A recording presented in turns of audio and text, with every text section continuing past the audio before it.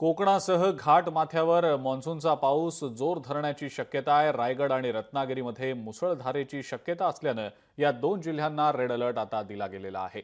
तसंच पुणे आणि कोकण सोबतच घाटमाथा परिसरामध्ये जोरदार पावसाचा इशारा देण्यात आलेला आहे। ऑरेंज अलर्ट जारी करण्यात आलेला आहे।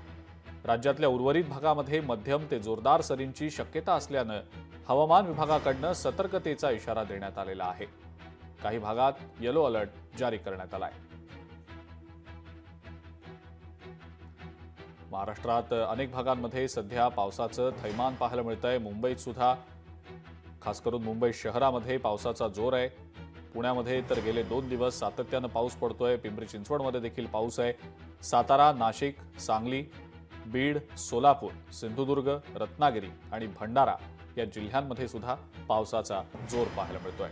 सोबतच छत्रपती संभाजीनगरचा शहरी भाग असो किंवा ग्रामीण भाग असो, पैठण, सिल्लोड सारखा भाग असो, या भागांमध्ये सुद्धा पावसाचा जोर आहे।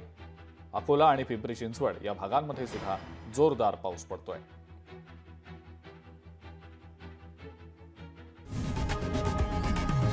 लोकशाही मराठी ऐका, पहा, जागरूक रहा।